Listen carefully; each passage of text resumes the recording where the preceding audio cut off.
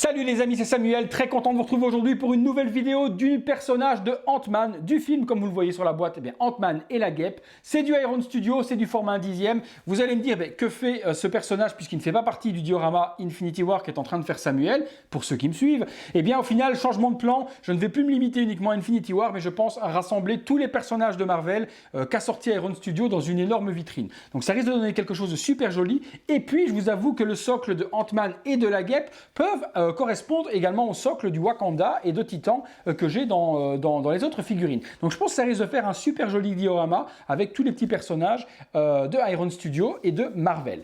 Le film, donc Ant-Man et la guêpe, visuel hyper joli, on ne peut pas dire le contraire. On a Ant-Man qui est en pleine expansion et ça va justement être la statue où il passe de tout petit vers très grand. Je vais vous montrer ça tout de suite après. On a le titre et le nom de la figurine. On a également donc un petit visuel sur le côté avec, je ne sais même pas ce que ça représente. Je vois pas. Donc, un petit croquis. Bah, c'est super joli en tout cas, mais je vois pas du tout ce qu'on peut. On dirait une chose qui explose, du verre qui explose ou autre. Iron Studio. Sur l'arrière, eh bien, la statue, ce dont je vous parle, avec l'explosion, le petit Ant-Man qui devient super grand avec un superbe effet résine qui fait cet agrandissement. La statue, eh bien, de face. Et puis sur le dessus et sur le dessous, rien de particulier, comme d'habitude. On passe tout de suite eh bien, au contenu, les amis. Qu'est-ce que l'on a? Alors, une mousse, on s'en moque. Ant-Man, ah ouais, quand même. Ah ouais, ça c'est plutôt joli, l'effet est super joli. Alors le socle, ok, je sors toutes les petites pièces. Le casque, d'accord. Ah, le visage de notre ami Ant-Man, Scott Lang. Ouais, bon, le visage, on en reparlera. Alors, qu'est-ce qu'on a d'autre? Le diorama. Ah la vache, le poids qu'il y a là-dedans. Ah ben, le diorama, il pèse, hein. Et Ant-Man. Je pense qu'il ne doit y avoir rien d'autre. Ah si, il y a encore des pièces ici. Ok, il y a un bras. Ouais, ça a l'air d'être un bras. Voilà, tous les éléments sont sortis. Je pose ça là. Alors, on commence par la base, déjà pour commencer. Hop, hop, hop, hop. Alors, la base, comme je vous ai dit, ça peut carrément correspondre avec les socles de Infinity War, puisqu'on a une roche avec une explosion, très jolie en résine transparente, donc très beau au niveau de l'explosion. Et puis je vous dis, voilà, ça peut correspondre vraiment au socle des autres Infinity War que j'ai, donc ça va bien s'en mêler. Alors, on a le petit pegs ici, une petite explosion avec plein de petits cailloux, et sur le dessous, on a, eh bien, voilà, Ant-Man and the Wasp, Ant-Man, Iron Studio, Pizzy Toys, Marvel, les trucs habituels. Donc vraiment joli. Au niveau de la réalisation, on a quelque chose de très très propre. Ensuite, on a le personnage de Ant-Man. Alors voilà, ça cet effet est juste dingue.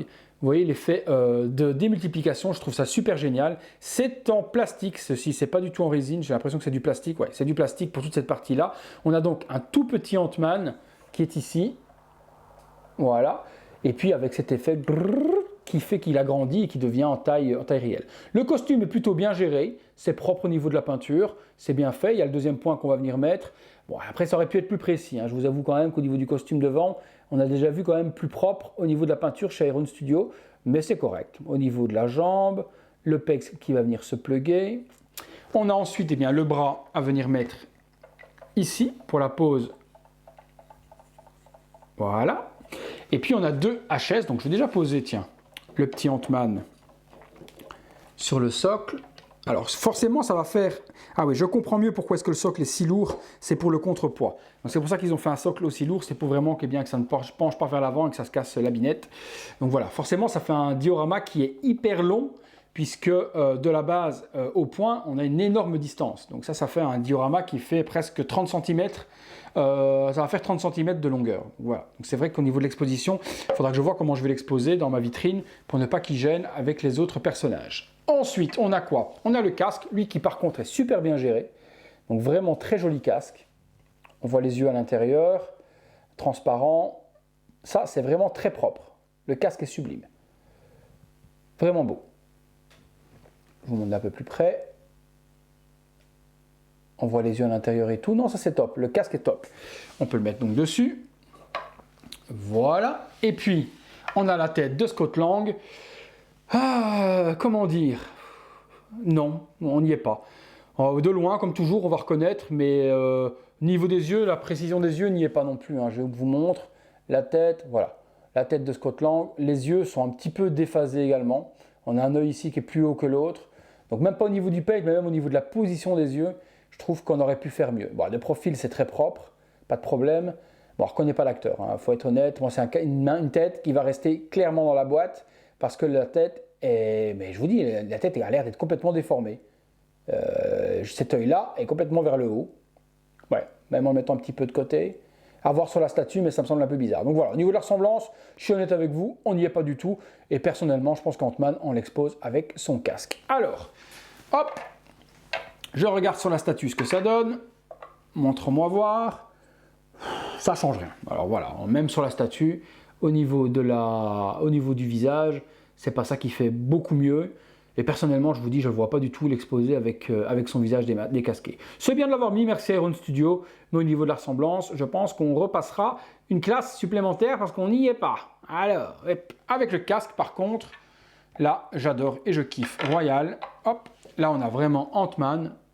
Voilà, là c'est super. Là c'est ultra nickel, regardez avec la pose, avec cet agrandissement, j'adore. Franchement, ça, c'est juste la meilleure pose qu'ils auraient pu faire pour une statuette parce que cet effet de petit vers grand est juste mais ultra génial.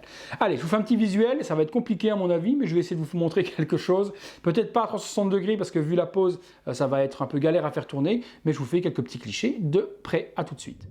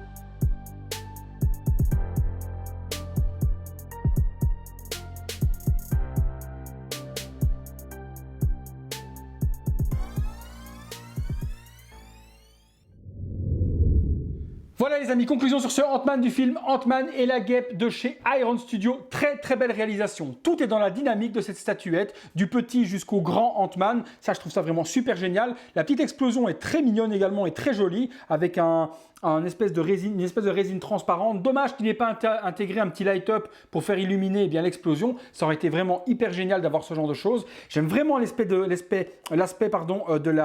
du plastique transparent qui donne cet effet d'agrandissement. Tout est génial, franchement tout est génial. Gros bémol par contre et gros point noir sur le HS. Le visage, vous l'avez vu de près, ne ressemble strictement à rien du tout, surtout en tout cas au niveau de l'acteur. Et puis au niveau des yeux, il y a un œil qui est un petit peu déplacé par rapport à l'autre. Je trouve que le visage, franchement, est totalement raté. Donc, c'est vraiment pas pour ça qu'il faut acheter cette statue. C'est pour le Ant-Man, pardon, j'allais dire le Iron Man. Le Ant-Man avec son casque, la pose, la dynamique. Non, à ce niveau-là, franchement, aucun souci. On a vraiment quelque chose de génial.